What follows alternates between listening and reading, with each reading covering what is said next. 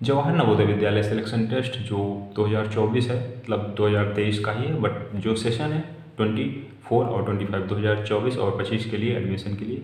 उसका जो selection test है क्लास 6 के लिए वो 20 जनवरी को होने वाला है। और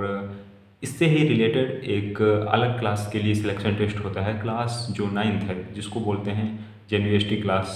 जेनवीएसटी सिलेक्शन टेस्ट क्लास 9th, और इसको लेटरल एंट्री भी बोलते हैं। लेटरल एंट्री मतलब कि एंट्री बाद में हो रही है, जो पहले तो सबसे पहले क्लास 6 में एडमिशन कर लिए जाते हैं, बट क्या होता है कुछ स्टूडेंट्स टीसी ले लेते हैं और बीच में ही जेएनवीएसटी मतलब नवोदय को छोड़ देते हैं। तो जैसे वो वहाँ पर एडजस्ट नहीं कर पाते, या किसी के पेरेंट्स का ट्रांसफ़र हो गया होता है, या ऐसे कई सारे रीजंस होते हैं जिनकी वजह से कुछ स्टूडेंट्स क्या करते हैं कि जो नवोदय विद्यालय है उसको जो है ड्रॉप कर देते हैं, छोड़ देते हैं, या कहीं और शिफ्ट हो जाते हैं। तो फिर क्लास जो 9th है वहाँ पर एक बार फिर से ऐसे स्टूडेंट की जो सीट खाली है वहाँ पर वैकेंट सीट को भरने के लिए फिर से एग्ज़ाम करवाया जाता है, जिसको बोलते हैं जेएनवीएसटी क्लास 9th का जो सिलेक्शन टेस्ट है, और इसको लेटरल एंट्री भी बोलते हैं। ठीक है, तो क्लास 9th का जो जेएनवीएसटी का सिलेक्शन टेस्ट है वो कब होता है, कैसे होता है, और उसका जो एग्ज़ाम पैटर्न है क्या रहता है, एलिजिबिलिटी क्या क्या रहती है, और उसका जो एग्ज़ाम पैटर्न है सिलेबस क्या क्या रहता है, और एग्ज़ाम की डेट क्या रहती है, फॉर्म कब आता है, और फॉर्म कब भरना होता है, और एग्ज़ाम कहाँ होता है, ये सारा कुछ डिस्कस करूँगा आज के इस सेशन में। तो दोस्तों, मेरा नाम है सत्येंद्र सिंह और आप देख रहे हैं नवोदय वाला। चलिए वीडियो को शुरू करते हैं। So this is the notice, ये है मेरे पास एक ऑफिशियल नोटिस जो नवोदय विद्यालय समिति है, और नोटिफिकेशन है, मतलब इसको प्रॉस्पेक्टस भी बोल सकते हैं, और class for admission of class students in class 9th against vacant seats likely to be available in Jawahar Navodaya Vidyalaya for the session 24 and 25 through selection test. ठीक है, तो ये एक नोटिफिकेशन है, प्रॉस्पेक्टस है, और हर साल ऐसे ही नवोदय विद्यालय समिति प्रॉस्पेक्टस रिलीज करती है।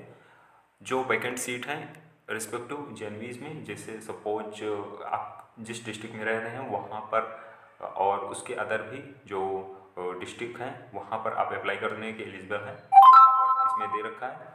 और अगर आप एलिजिबिलिटी फुलफिल कर रहे हैं तो आप वहाँ पर अप्लाई कर सकते हैं, और जो वैकेंट सीट है वो काफ़ी कम होती हैं, जैसे जेएनवी में, जैसे क्लास जो 6 है वहाँ पर होती हैं 40 सीट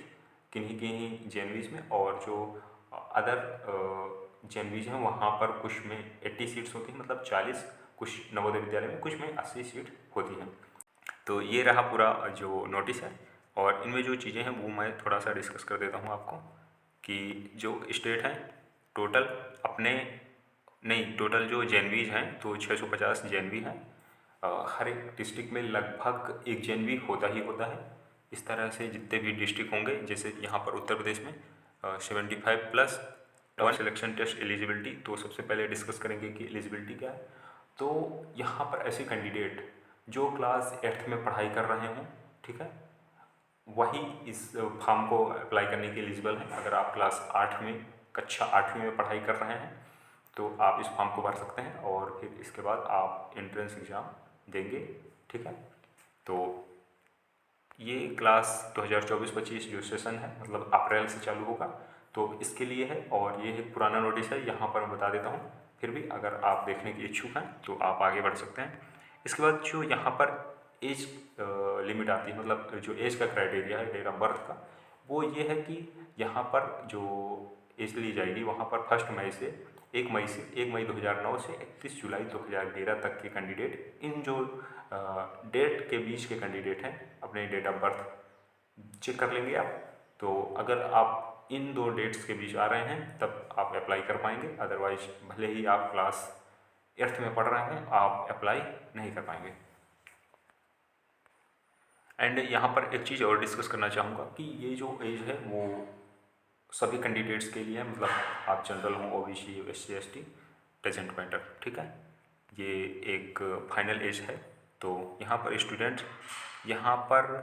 रिजर्वेशन जो है यहाँ पर आपको सेंट्रल गवर्नमेंट के बनवा लेने हैं, क्योंकि यह एक सेंट्रल गवर्नमेंट का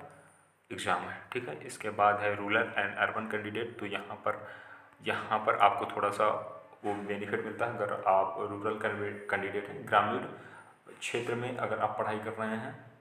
तो पर आपको थोड़ा सा जो है रिजर्वेशन देखने को मिलेगा, क्योंकि 75% जो सीट्स होती हैं वो रिजर्व रहती हैं, मतलब एक तरह से आरक्षित रहते हैं ऐसे कैंडिडेट के लिए जो ग्रामीण क्षेत्र से पढ़े हुए हैं, ठीक, वहाँ पर पढ़ाई कर रहे हों। यहाँ पर डिस्कस करेंगे कि एग्जामिनेशन, तो डेट ऑफ जो एग्जामिनेशन है, परीक्षा की तारीख है वो है शनिवार 10 फरवरी 2024, ठीक है, शनिवार 10 फरवरी 2024, अगले महीने आपका एग्ज़ाम है, जस्ट एक महीना बचा हुआ है, ठीक है। इसके बाद जो समय है एग्ज़ाम का वो है आपको 2.5 घंटे का, और यहाँ पर अगर आप दिव्यांग कैटेगरी से हैं तो आपको एडिशनल 50 मिनट आपको एक्स्ट्रा मिलेंगे, ठीक है। और ये जो है सेंटर ऑफ एग्जामिनेशन जो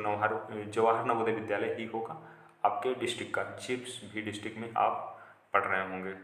ठीक है। मीडियम ऑफ जो एग्जामिनेशन, माध्यम परीक्षा का क्या रहेगा भैया, तो जो माध्यम है वो रहेगा हिंदी और इंग्लिश, ठीक है, हिंदी या इंग्लिश, आपने जो भी परीक्षा फार्म में भरते समय चुना होगा वही रहने वाला है। और यहाँ पर जो आपको आंसर करना है वो OMR शीट में करना है, ठीक है, OMR शीट में, जिसमें आपको सर्कल जो गोले होते हैं उनको भरना होता है, सही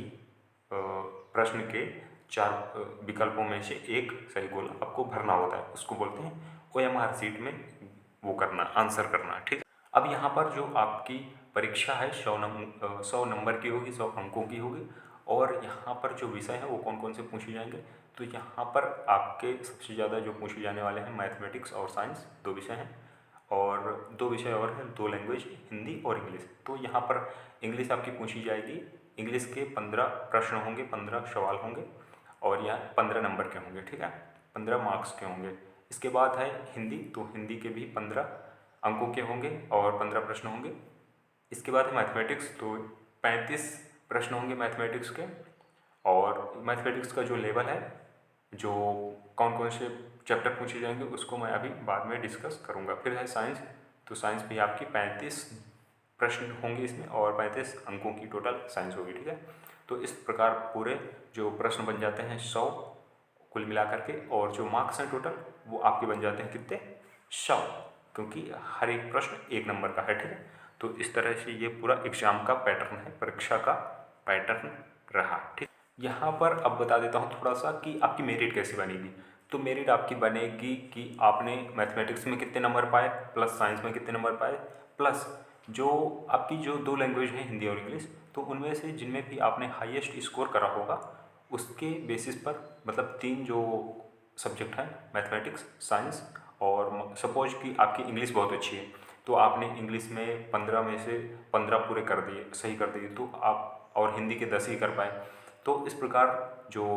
टोटल मेरिट बनेगी मैथमेटिक्स के नंबरों से, प्लस साइंस के नंबरों से, प्लस जो है आपके ये इंग्लिश, अगर आपने बहुत अच्छी करी है तो इंग्लिश के नंबरों से, और अगर आपने हिंदी के पूरे सवाल कर दिए है तो आपके जो मेरिट में है वो हिंदी के अंक जुड़ेंगे, और इस प्रकार से आपकी मेरिट बनेगी, ठीक है। तो आपको 2 में से किसी एक लैंग्वेज में बेहतर करना ही करना है। इसके बाद है मेथड ऑफ रिकॉर्डिंग आंसर, तो ये आपको OMR से करना है, OMR में करना है, और ब्लू और ब्लैक पेन से करना है। यहाँ पर पेंसिल का यूज बिल्कुल नहीं करना, इस तरह से सर्कल भरना है,